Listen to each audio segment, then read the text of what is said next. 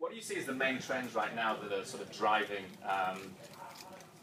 revenue and participation for sporting events? Well, Shannon and Tony talked a lot about measuring between men and women. We measure much, much more than that at the moment. So by audience, by message, by channel, by timings, by spec. It's really about knowing what works, what doesn't work. That's the big thing that everyone's asking us, is what's the data showing us? How's our money basically driving revenue, return on investment? And how are we keeping a brand consistent?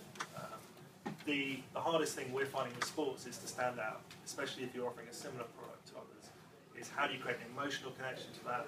And I know that Michael talked about the content and how that impacts on what you do. But it's really just about knowing that one size doesn't fit all.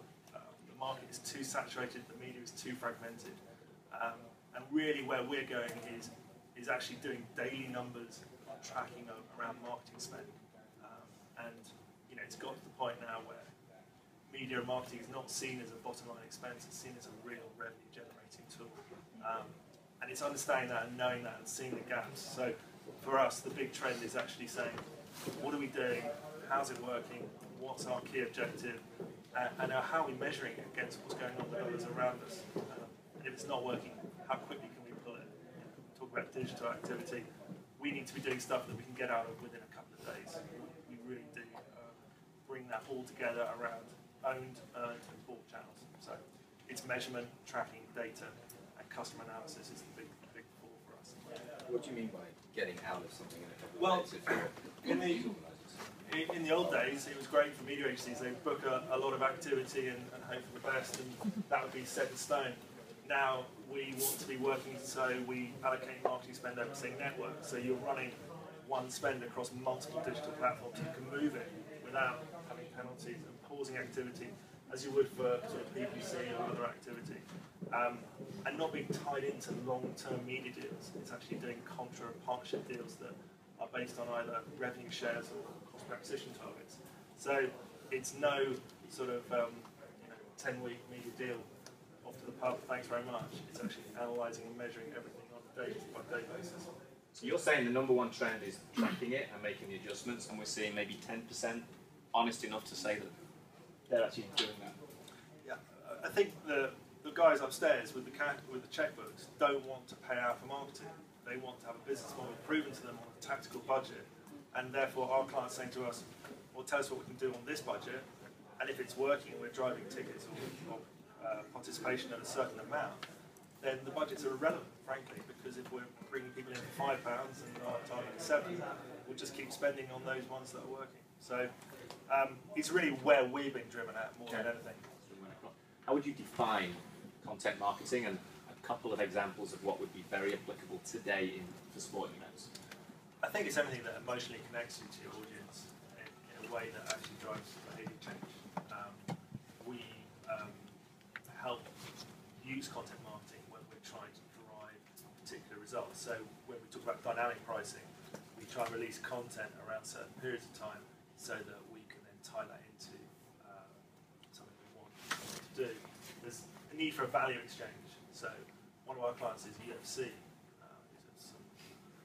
the fighting.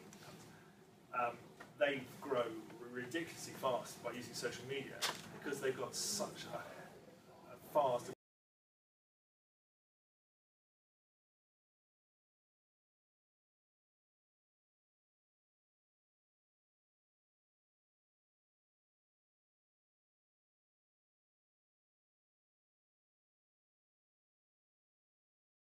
they do. They took paint a picture. Okay, so they took what we did with them was we took UFC and some rugby players together, and then did a sort of gym off to see which was the tougher of the sports. You got the attention there because everyone had it in their heads, right? You got to read that. Yeah. They were both our clients, so it kind of worked out really well. And we're trying to get them to say, you know, you have to be an extreme athlete. In UFC, they have 8 disciplines and 5 of them are Olympic level. You've got to be Olympic level qualifying in those disciplines alone. They train 7 hours a day. It's like mine. It's extreme. So and what we're trying to convey is and love. For a sport or for an entertainment sport like that, people don't have any experience of it. It's not grassroots. It's not known in the UK. So we're trying to get people to reassess it. And so we're using content to drive a reassessment message. and it's just got to be, it's got to be different, fun, relevant. We get so many messages from so many people. What's the thing that's going to make it shareable and interesting about it? Yeah, I love it. The picture of the rugby players fighting the UFC guys. Well, in the gym. Yeah. Putting out content on social media, what's your kind of advice when you're moving into new markets or even in somewhere like the States where it's so big, and we already talked about regional differences? How do you kind of approach that? So you're getting new audiences, but new international audiences from new territories. What's your advice on that? Right, I think from our side, we look at creative consistency at all message.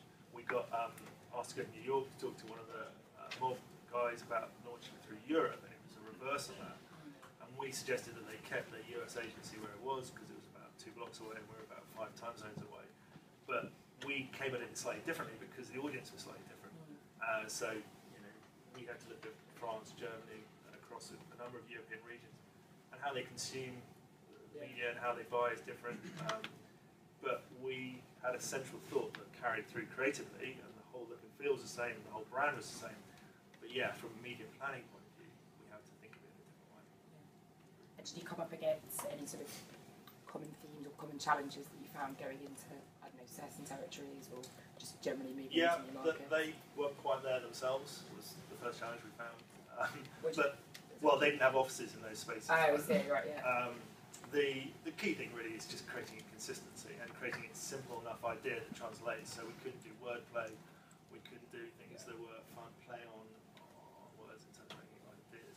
But the idea for them was not about reaching die-hard fans, it was reaching more casual and regular participants, and therefore it could be far emotive, and therefore it gave us a hook because it was about personality and less about the extremity of the event, and therefore we were able to play that out in each individual region to their national kind of, I suppose, bent, as it were. So one of the things that struck me as we were going through the material that Shannon and Toby presented was just the complete difference in motivations and buying behaviours from the attendees that were split mainly between the mob sector and the running groups, as well as male and female, just those sort of different motivations.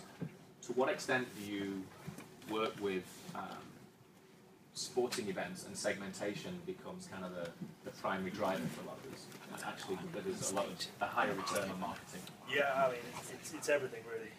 We're doing an event at Twickenham for 2 days, so they've got to sell 180,000 tickets for an event that is not particularly popular in the rugby calendar at all, or not particularly established. So we've divided into die-hard rugby fans, groups of guys, families, and we've changed the messaging across the board for all of those and done dynamic pricing options and different messaging to them. Reason being is that, as we explained earlier, and as Toby was saying, the more lifestyle your product, the more likely you are to be up against other lifestyle entertainment opportunities. So, when we're pitching in sort of 2020 cricket on a Friday night, we're up against Peppa Pig World, we're up against Half Term, we're up against going to the cinema. Because once you get out of the idea that you're reaching die-hard purist fanatics, you're moving into a space which is basically dominated by the experiential choice. And therefore, segmentation is the only way that you can truly judge the effectiveness of your marketing. So,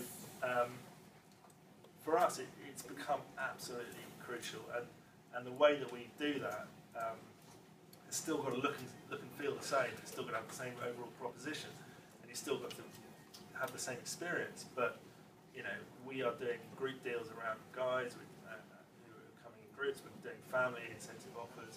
We're doing extra incentives to people who buy earlier through VIP experiences when they come. So one size fits all just would absolutely ruin us. Very strong message there, guys, about if you guys had any simple advice to give to a race director that they could take away today, what would that be? I mean, they've got a lot on their plates.